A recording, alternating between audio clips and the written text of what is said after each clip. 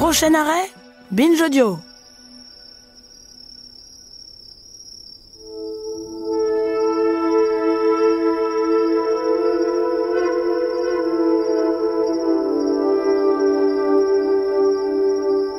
Imaginez une petite fille perchée sur un rocher avec toujours un carnet à la main dans une forêt du nord de l'Ontario.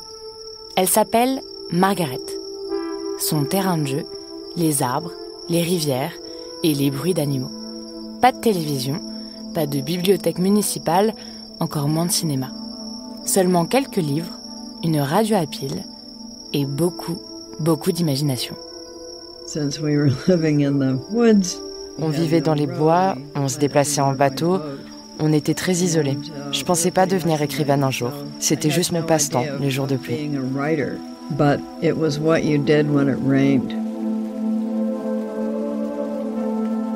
Connaissez-vous l'histoire de Margaret Atwood ?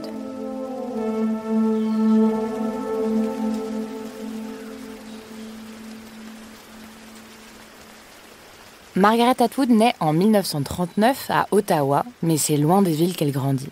Son père est entomologiste, un spécialiste des insectes, ce qui pousse la famille à vivre plusieurs mois par an au cœur de la forêt canadienne. C'est notamment sa mère, nutritionniste, sportive et très débrouillarde, qui lui transmettent un goût pour la liberté et l'autonomie.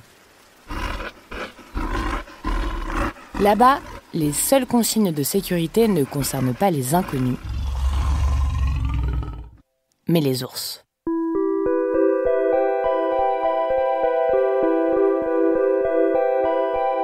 Loin de l'agitation des écoles, Margaret découvre le silence, la solitude, l'observation. Quand la pluie tombe, quand les jours sont trop longs ou trop gris, elle lit, elle écrit, elle dessine. Et très tôt, elle se raconte des histoires et va jusqu'à rédiger ses tout premiers poèmes dès l'âge de 6 ans. Assieds-toi. Lève la main. Tu vas te taire ? De retour en ville, l'école lui semble soudainement rigide, hostile. Elle qui a connu majoritairement les arbres pour pupitre et les rivières pour récréation, la voilà qui découvre tout à coup les règles et les murs. Mais ce décalage forge en elle une pensée singulière, un esprit critique et poétique à la fois. Dans les bois, on ne lui a jamais dit qu'elle ne pouvait pas grimper, pêcher ou pagayer parce qu'elle était une fille. On lui disait simplement « T'es pas assez grande, Margaret. Ça arrivera plus tard, tu verras. » Une nuance immense qui posera les bases d'une vision profondément féministe et indépendante.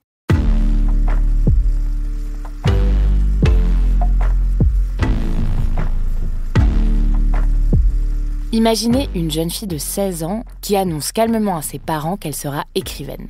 Ce n'est ni un caprice, ni une lubie passagère, c'est une certitude. Margaret Atwood n'est pas encore connue, mais elle a déjà en elle cette intuition. Et surtout, elle n'écoute pas les gens qui lui disent que ce n'est pas un métier fait pour une femme. Un conseiller d'orientation lui glisse un jour qu'elle ferait mieux de penser à se marier. Mais c'était sans compter le fait que Margaret a grandi dans les bois, elle a appris à survivre avec ses propres ressources, alors les remarques sexistes, ça lui donne plutôt envie de tout défoncer sur son passage. Quand j'ai publié mon premier roman, des hommes m'ont posé la question « Est-ce que les hommes vous aiment ?»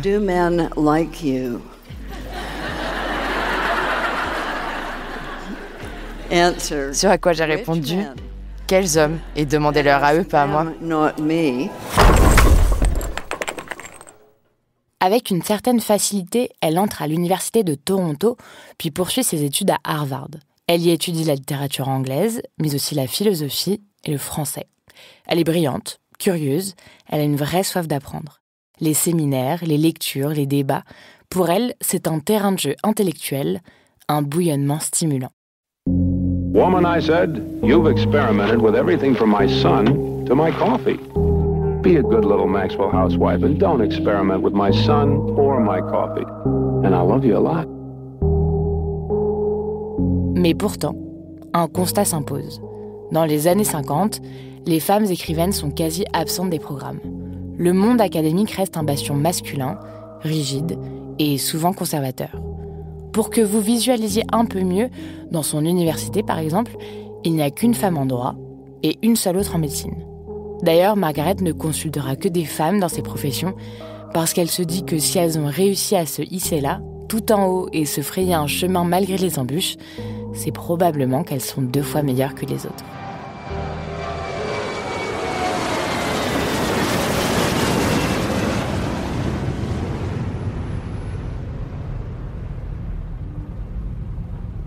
Nous sommes en 1984 et Margaret emménage à Berlin-Ouest grâce à une bourse d'écriture décernée par le DAAD, un programme allemand d'échange universitaire destiné à soutenir des artistes, des chercheurs et des écrivains internationaux.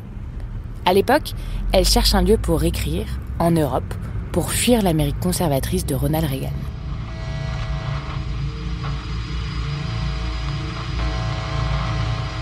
Mais Berlin en 84, c'est une ville encore divisée par le mur.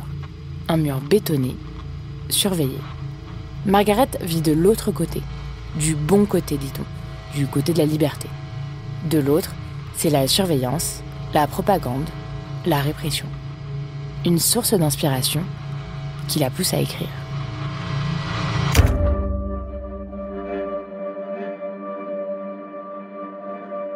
Dans un petit appartement spartiate, face à une vieille machine Remington qu'un ami lui a prêtée, un peu lourde, un peu grinçante, elle y tape les premiers mots d'un roman étrange qui la hante. Margaret a une règle, une seule, ne rien inventer. Chaque élément du monde qu'elle construit a déjà existé quelque part. Parfois, on me demande combien de temps ça vous a pris d'écrire The Handmaid's Tale. Je pourrais dire 1 an, mais la vraie réponse, c'est 4 millénaires. Parce que c'est toute l'histoire des femmes qui a inspiré mon écriture. Et aussi toutes ces générations de conteuses qui m'ont précédée. Un régime religieux qui contrôle les naissances, c'est arrivé. Des femmes obligées de procréer pour d'autres, oui, aussi. Des tenues imposées pour séparer les purs des impurs, des mots interdits, des lectures effacées, des punitions publiques, tout ça a déjà existé. Elle le sent, le conservatisme monte. L'époque respire l'ordre et la peur. Et si l'Amérique, berceau des libertés, devenait une théocratie puritaine ?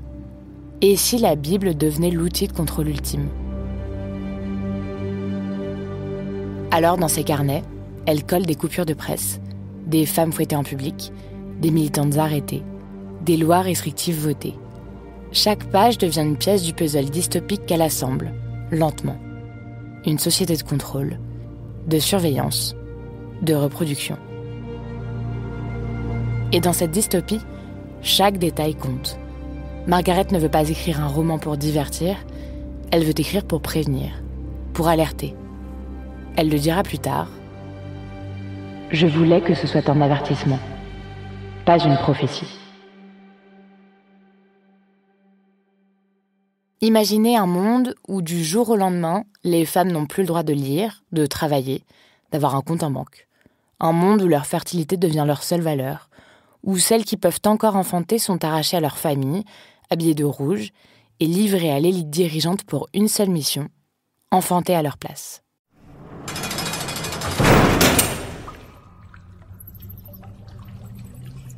Bienvenue à Gilead. C'est là que vit Offred, la narratrice. Elle se souvient de sa vie d'avant, son mari, sa fille, sa liberté. Elle n'a plus de nom propre, seulement une appartenance, Off-Fred, qu'on traduit par de Fred. Elle n'a plus de droit, seulement un corps à offrir.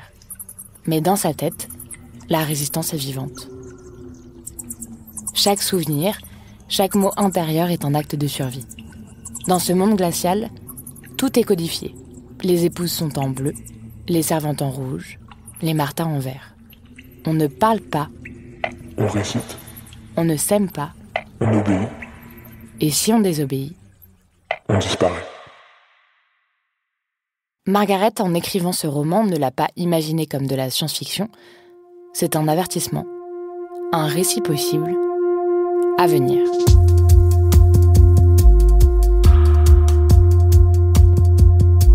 Imaginez une librairie en 1985. Sur une étagère, un livre rouge sang avec un œil menaçant attire le regard. The Handmaid's Tale, qu'on traduit en français par La Servante écarlate, vient tout juste de sortir. Son autrice, Margaret, enchaîne les interviews dans un monde littéraire encore peu habitué à ce qu'une dystopie féministe vienne bousculer l'ordre établi. Dès les premières critiques, le ton est donné. Les lecteurs se retrouvent happés dans cette république de Gilead, société autoritaire où les femmes fertiles, les servantes, sont réduites à l'état de ventre. Les salles de classe s'en emparent. À Harvard, à Toronto, à Paris, des profs glissent le roman au programme.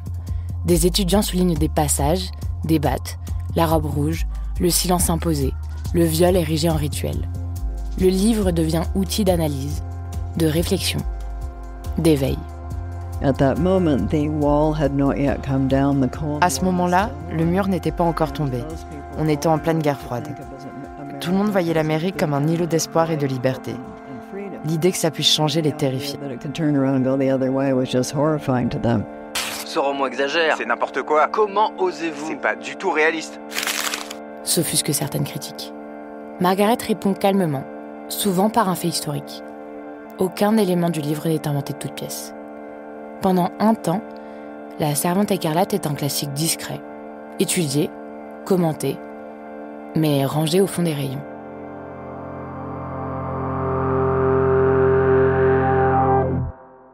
Et puis, le monde change.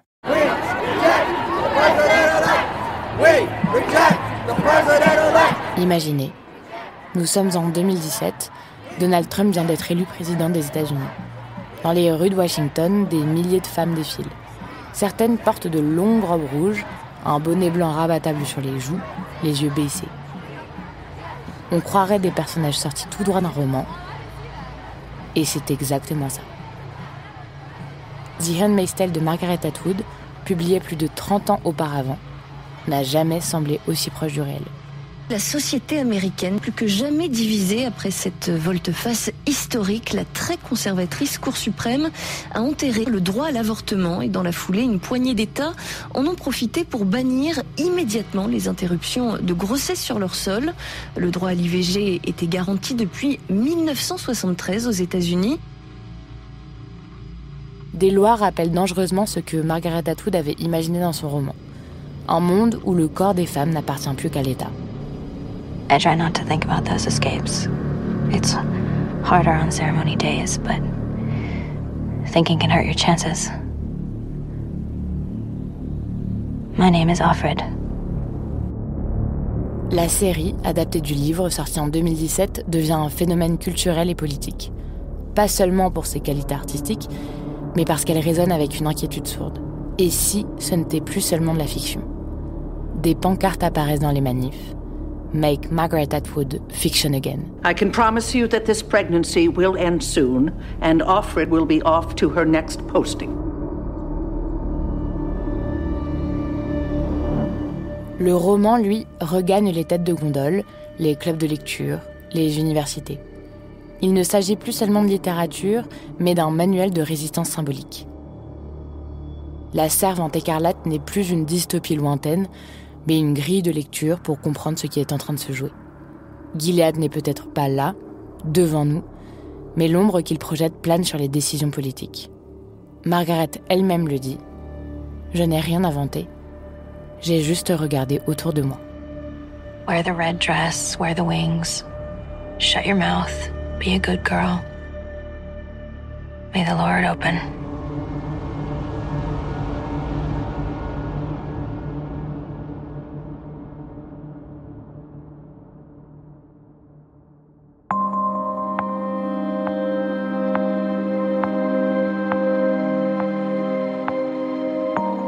Comme toutes les grandes dystopies, le roman de Margaret Atwood n'annonce pas l'avenir comme une prophétie gravée dans le marbre. Il nous parle au présent. Il observe les failles de notre époque, les pousse juste un peu plus loin et nous montre le gouffre. Car ces fictions sombres ne tombent jamais du ciel. Elles naissent toujours d'un glissement, d'un moment où les libertés se rétractent petit à petit, où l'indignation faiblit, où l'on s'habitue. Elles nous forcent à regarder en face des dynamiques qu'on préférait ignorer. La surveillance, le contrôle des corps, les droits qui ne sont jamais acquis pour toujours. Mais ces récits font aussi naître un espoir, celui d'un futur qu'on peut encore choisir. car penser l'avenir à travers ses œuvres, c'est apprendre à ne pas se laisser endormir. C'est choisir d'ouvrir les yeux. Interdiction pour les femmes de faire entendre leur voix en public. Interdiction de sortir en laissant apparaître leur visage, masque obligatoire. Interdiction de se maquiller et se parfumer. Mais je pense qu'avoir une culture plus masculine qui célèbre l'agressivité mérite d'exister. Un député, ces femmes qui ne portent pas le voile pourront être interdites de quitter le territoire iranien. Le tribunal constitutionnel a introduit une interdiction quasi totale de l'IVG. Cet influenceur qui s'auto-identifie comme misogyne, là, carrément, il y a beaucoup de jeunes garçons dans les écoles qui parlent de lui.